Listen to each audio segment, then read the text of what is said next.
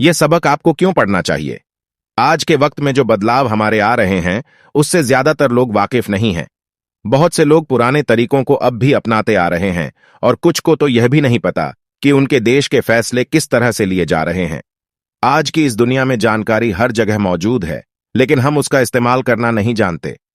21वीं सदी में बदलाव बहुत तेजी से आ रहे हैं और आने वाले वक्त में अगर हमें जिंदा रहना है या अपने बच्चों को जिंदा रखना है तो हमें उन्हें कुछ नए तरीके सिखाने होंगे। हमें उन्हें वो तरीके सिखाने होंगे जो उन्हें आने वाले वक्त में काम दें, न कि वो जो इस समय इस्तेमाल किए जा रहे हैं। यह किताब हमें कुछ ऐसे ही बदलाव के बारे में बताती है। यह किताब हमें बताती है कि किस तरह से हम इस सदी के लिए खुद को और अपने बच्चों को तैयार कर सकते हैं। कंप्यूटर का बेहतर बनना हमारे लिए किस तरह से नुकसानदायक है, आतंकवादी किस तरह से अपने मकसद में कामयाब हो जाते हैं, और स्कूलों को बच्चों को क्या सिखाना चाहिए। कंप्यूटर के आ जाने से लोगों की नौकरियां जा रही हैं और लोग इसके गुलाम हुए जा रहे हैं। आज के वक्त में हम कंप्यूटर को हर जगह देखते हैं। उसके बिना आज जिंदगी के बारे में सोच पाना भी मुश्किल है। लेकिन इसके बहुत से नुकसान भी हैं जिसके ऊपर कोई ध्यान नहीं दे रहा है। आज के वक्त में हम लोकतंत्र में तो हैं, लेकिन फिर भी हम कंप्यूटर के गुलाम हुए जा रहे हैं। हमारे फाइनेंस और पैसों को भी आज कंप्यूटर संभाल रहा है। जब यह सारे काम कंप्यूटर से करवाए जा रहे हैं तो सिर्फ कुछ लोगों को पता होता है कि यह असल में काम कैसे कर रहा है और किस तरह से इससे काम करवाना है। बाकी के लोग सिर्फ इनकी दी गई सुविधाओं का इस्तेमाल कर रहे हैं। लेकिन जब आने वाले वक्त में सारे काम रोबोट करने लगेंगे, तब तो हम और भी नहीं समझ पाएंगे कि हमारे पैसों का इस्तेमाल किस तरह से हो रहा है और किस तरह से उसे काबू करना है। इसका मतलब तब सिर्फ कुछ लोगों के हाथ में ही इतने सारे पैसों की बागडोर होगी।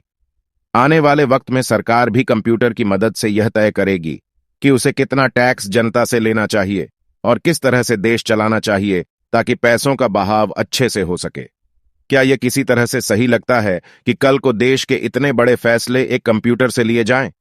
कंप्यूटर के आ जाने से बहुत से लोग अपनी नौकरियां खो रहे हैं। इस बात पर कोई भी नेता ध्यान नहीं दे रहा है। इसका नाम कोई अपने राजनीतिक एजेंडा में नहीं लेता, जबकि यह इस समय का सबसे बड़ा मुद्दा है। क्योंकि आज सब कुछ कंप्यूटर की मदद से हो रहा है और सरकार इसके लिए कुछ नहीं कर रही है, इसलिए बहुत से लोगों का सरकार पर से भरोसा उठ रहा है। आम लोग कंप्यूटर के आ जाने से हर दिन डर रहे हैं। उन्हें डर लग रहा है कि कहीं वे भी अपनी नौकरियों को ना खो दें।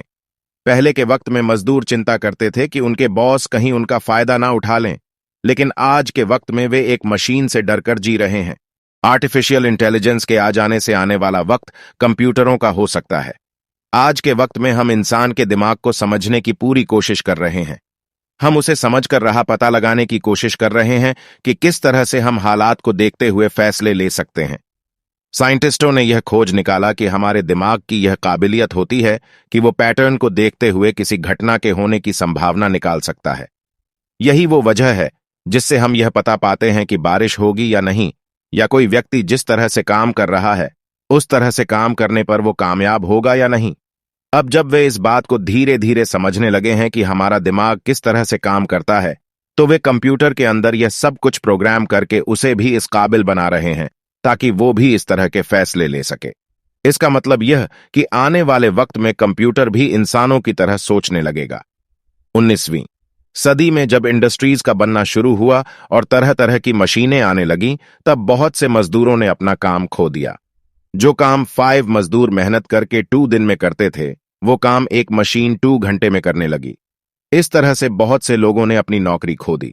लेकिन क्योंकि वे मशीनें सोच नहीं सकती थीं, इसलिए उन्हें चलाने के लिए इंसानों की जरूरत पड़ती थी। कुछ नौकरियां गईं, लेकिन उनकी जगह पर कुछ अलग तरह की नौकरियां आ गईं। लेकिन जो बदलाव इस समय हो रहा है, उसे देखकर ऐसा लग रहा है कि आने वाले वक्त में सोचने समझने वाले काम भी कंप्यूटर ही करेगा। वो हमसे भी बेहतर बन जाएगा और वही एक वकील का, एक इंजीनियर का और एक डॉक्टर का काम करेगा। तब न जाने कितने लोग अपने काम खो देंगे और कंप्यूटर पूरी तरह से राज करने लगेंगे। यूरोप में कई सारे देशों के नागरिकों के आ जाने से लोगों में तनाव बढ़ रहा है। आज के वक्त में हम जब चाहें जहां जा सकते हैं। दुनिया बहुत छोटी हो गई है और हर देश का नागरिक हर देश में जा सकता है। इससे अलग अलग सभ्यताएं आपस में मिल जा रही हैं, जिसकी वजह से लोगों में तनाव बढ़ रहा है। यूरोप में यह सबसे ज्यादा है। यहां पर आने वाले लोग अपने देश की सभ्यता को अपने साथ लेकर आते हैं, जो कि यूरोप के लोगों को पसंद नहीं आता। उनका मानना है कि अलग अलग तरह की सभ्यताओं के आ जाने से उनकी सभ्यता उनके ही देश में कहीं गायब हुई जा रही है। वे चाहते हैं कि जो भी व्यक्ति यहां पर आए वो यहां के रहन सहन को अपनाए, ना कि अपने देश के रहन सहन के हिसाब से रहे। यूरोप के कुछ लोगों का कहना है कि यूरोप में आने वाले लोगों को वहां के धर्म को अपनाना चाहिए और चर्च में जाना चाहिए।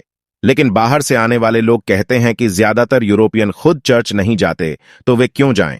यूरोप के लोगों का कहना है कि बाहर आने वाले लोग अपने यहाँ के खाने की रेसिपी को यूरोप में ना लेकर आएं और यूरोप का खाना खाएं, जबकि बाहर से आने वाले लोग बोलते हैं कि बहुत से यूरोपियन खुद उनके यहाँ के डिश पसंद करते हैं और मन से खाते हैं। इस झगड़े का कोई अंत नहीं दिख रहा है। हालांकि बहुत पहले यह समझौता हो चुका था कि फ्रांस, जर्मनी, इंग्लैंड के दरवाजे सारे देशों के लिए हमेशा खुले रहेंगे, लेकिन अब लग रहा है कि यह समझौता नाकाम हो जाएगा।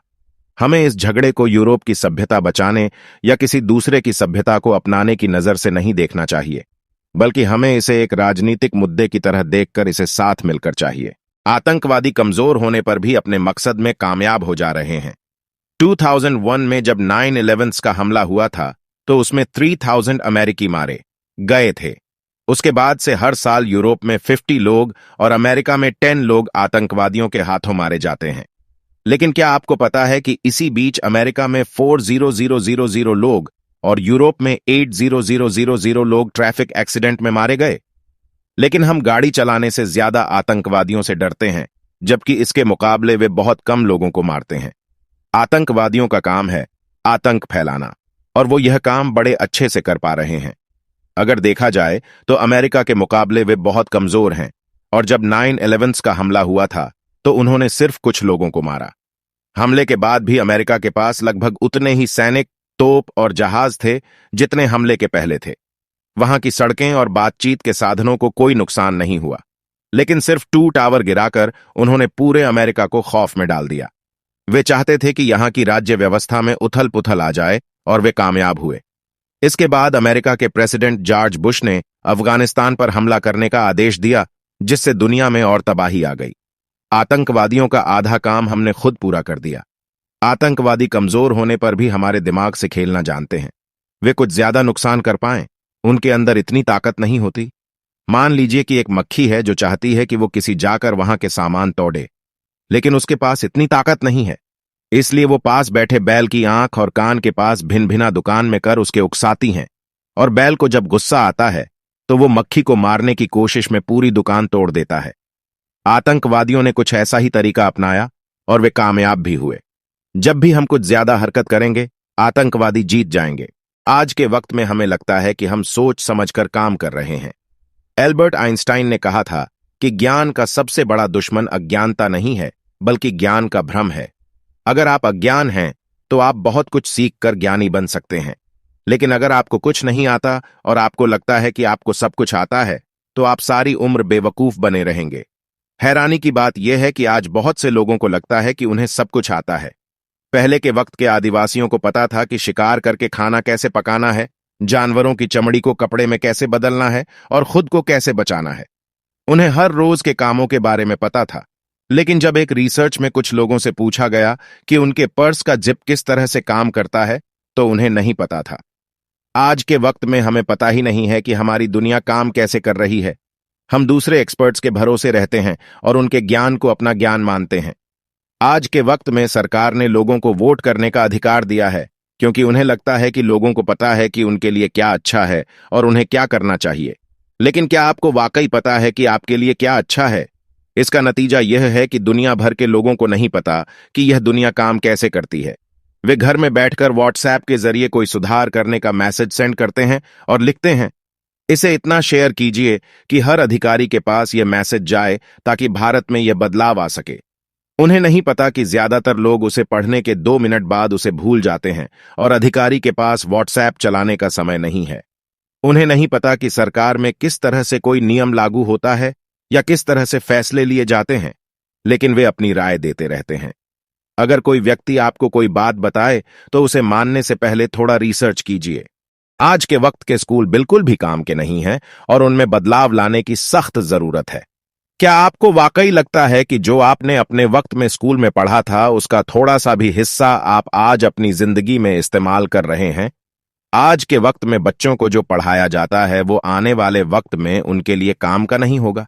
हम उन्हें जितनी भी जानकारी दे रहे हैं वो उनके किसी काम की नहीं रह जाएगी। इस तरह से पढ़ने का तरीका हम 19वीं सदी से अपनाते आ रहे हैं। उस समय जानकारी का मिलना बहुत मुश्किल हुआ करता था। उस समय ना तो रेडियो था और ना ही टीवी, इसलिए लोगों को इतिहास, साइंस और दूसरे सब्जेक्ट के बारे में कुछ नहीं पता था। जब स्कूल चलना शुरू हुए तो लोगों को बहुत सारी जानकारी मिली, जिससे कि उनकी जिंदगी में काफी सुधार हुआ। लेकिन क्या आज के वक्त में हमें जानकारी की जरूरत है? बिल्कुल नहीं। जानकारी तो हम कहीं से भी निकाल सकते हैं। हमें यह सीखना कि उस जानकारी को अपने काम के लिए इस्तेमाल कैसे करें। हमें यह सीखना है कि उस डाटा का मतलब किस तरह से निकालें। हमें यह सीखना है कि सोचें किस तरह से, ताकि हम आने वाले वक्त से खुद को बचा सकें। अगर भारत के पहले प्रधानमंत्री पंडित जवाहरलाल नेहरू थे और महिला प्रधानमंत्री इंदिरा गांधी थीं, तो यह जानकर हम आने वाले वक्त में कुछ भी नहीं करेंगे। यह जानकारी हम जब चाहें हासिल कर सकते हैं। जानकारी हमारी समस्या नहीं है। हमारी समस्या है वो गलत जानकारी जो इंटरनेट पर घूम रही है। दुनिया भर में आज फेक न्यूज घूम रही है और बहुत से लोग इसे मान भी ले रहे हैं, क्योंकि उन्हें नहीं पता है कि यह कैसे पता करें कि कोई जानकारी सच है या झूठ। हमें अपने स्कूलों में बच्चों को यह सिखाना चाहिए कि किस तरह से बेकार की जानकारी को काम की जानकारी से अलग करें और किस तरह से सामने रखे गए सारे डाटा का मतलब निकालकर उसे अपने काम के लिए इस्तेमाल करें। हमें उन्हें जानकारी देना बंद कर देना चाहिए और उन्हें जानकारी का इस्तेमाल करना बताना चाहिए। कुल मिलाकर आज के वक्त में हम कंप्यूटर पर हद से ज्यादा निर्भर हो रहे हैं। हाँ, इसे खुद से ज्यादा समझदार बना रहे हैं, जिससे आने वाले वक्त में वो हमारी जगह और हमारा काम ले सके। आतंकवादी हमारी मानसिकता समझते हैं और उसका इस्तेमाल करके अपने मकसद में कामयाब हो जाते हैं और लोगों को लगता है कि वे बहुत कुछ जानते हैं। जानकारी आज के वक्त में हमारे काम की नहीं है, बल्कि उसका इस्तेमाल कर पाने की काबिलियत हमारे लिए बहुत जरूरी है। लीडर्स हमेशा सच बोलें, यह जरूरी नहीं है। आजकल हम यह समझ लेते हैं कि अगर कोई लीडर या कोई कामयाब व्यक्ति कुछ बोल रहा है तो वो सच बोल रहा होगा, लेकिन उसे यह बातें अपने आसपास के लोगों और कर्मचारियों से पता लगती हैं। वे कर्मचारी अक्सर अपने फायदे के लिए झूठ बोलकर लीडर को खुश करने की कोशिश करते हैं। इसलिए लीडर्स के पास आज के वक्त में सही जानकारी पहुंचे यह जरूरी नहीं है।